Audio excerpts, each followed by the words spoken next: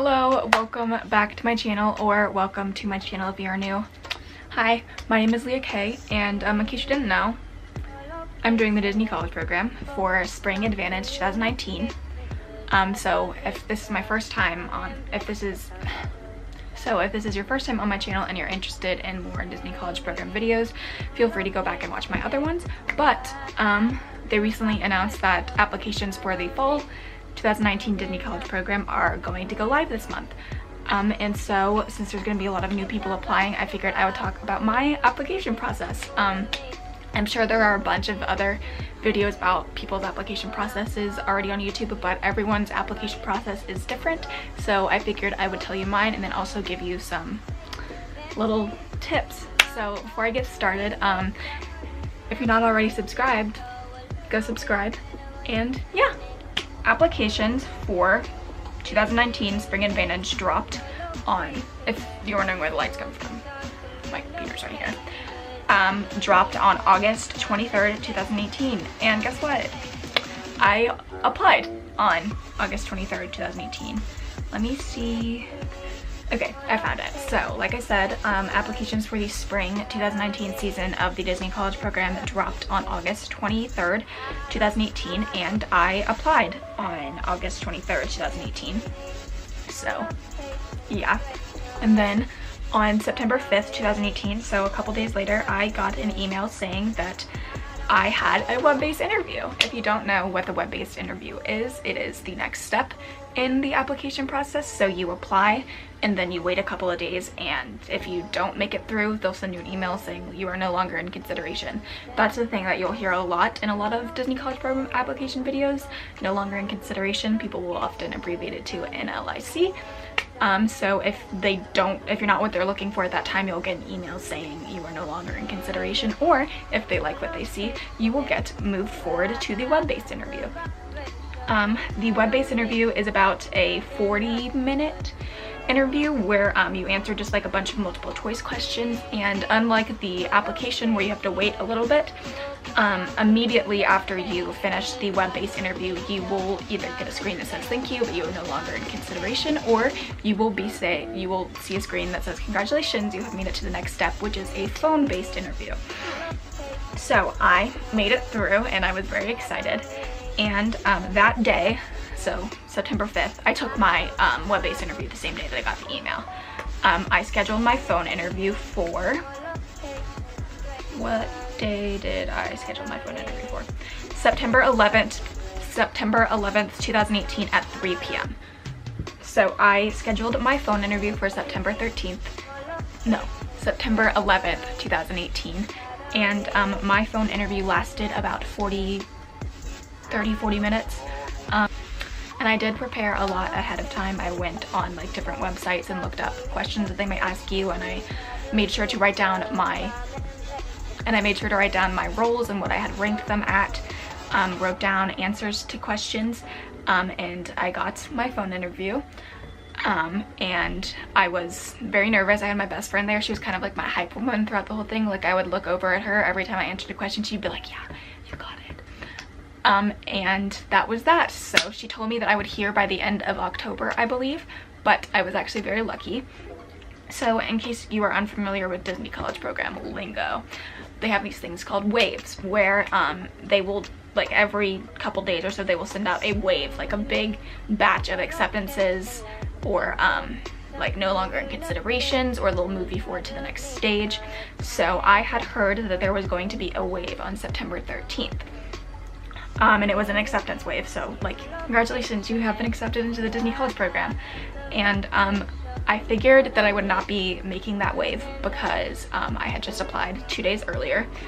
But I was still holding out hope. I was like, oh, okay, maybe I can do it. A lot of people have heard like the day after or something like that. So they did it alphabetically. So they would start with alphabetically by last name. So they would start with last name starting with A, and then they moved down. So my last name started with M, so I was towards the bottom. And I was like literally on the Facebook group, like refreshing every minute, like saying, oh my god, are they at M's yet? And then once I saw in the Facebook group that they had gotten to M's, I was like refreshing my email every like 2 seconds.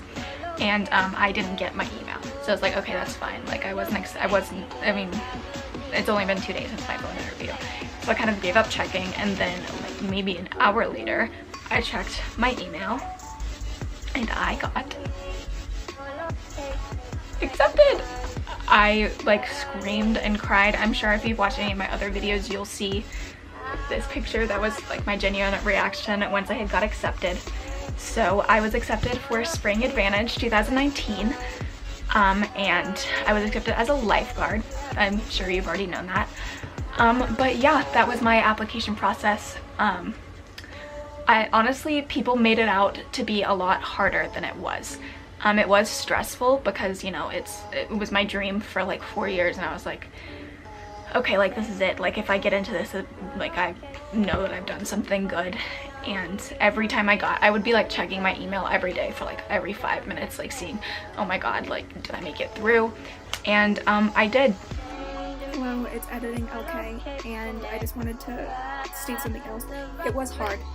It's not an easy thing. Like, it's a very prestigious program, and you do have to meet their criteria, so it was hard. But it wasn't like the hardest thing I've ever done, if that makes sense. Like, college apps are a lot harder. Yeah. I just wanted to give you guys a few tips about how to make the application process easier, because it was my first time applying and I didn't really know what to do, so I kind of had to figure it out for myself. So I hope that this will help. My number one tip is to breathe. Stay calm.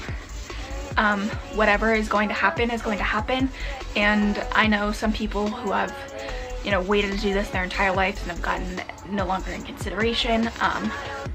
I know people who have, you know, they've applied every single semester and every single year until their senior year of college, and they had lost hope and they finally got in for their senior year of college. And then there's people like me who got in on their first try their freshman year. So everyone's journey within the company is different, and if you get no longer in consideration your first try, please don't get discouraged about it.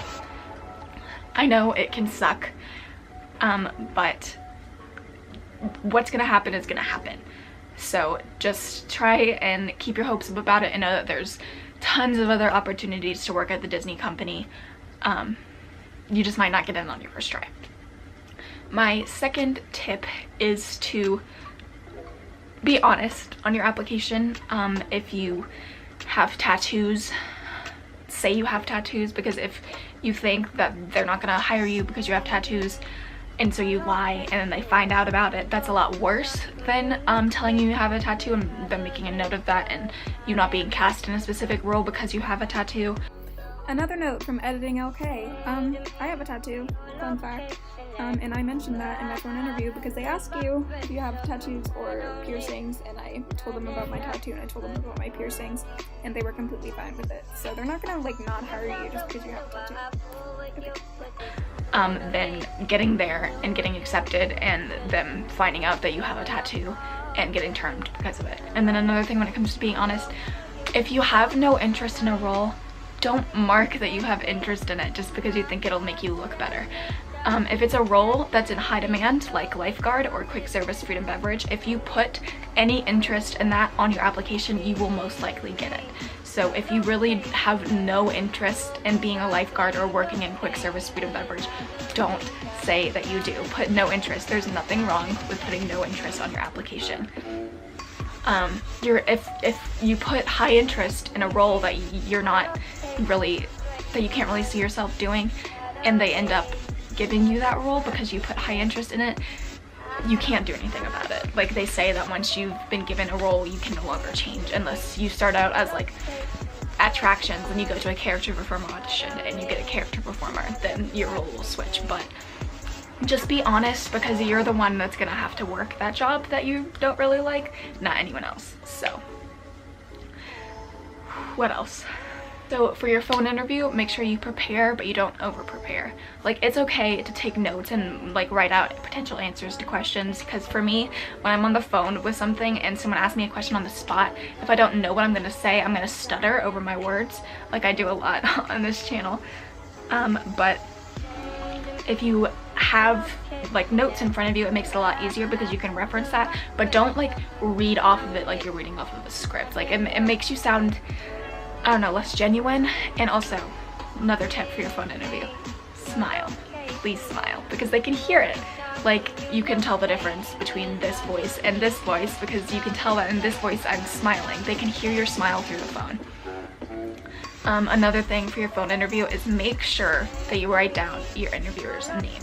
Mine was Marge, I believe, and as soon as she called me and said, "Hi, this is Marge from Disney College Program Recruiting," I made sure I wrote it down at the top of my notebook in like big letters so I would remember it. Like, use their name in the interview. It makes an impression.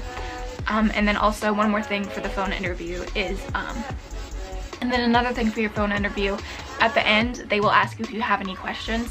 Even if you don't, ask some. Write some down ahead of time. Just interact with your interviewer.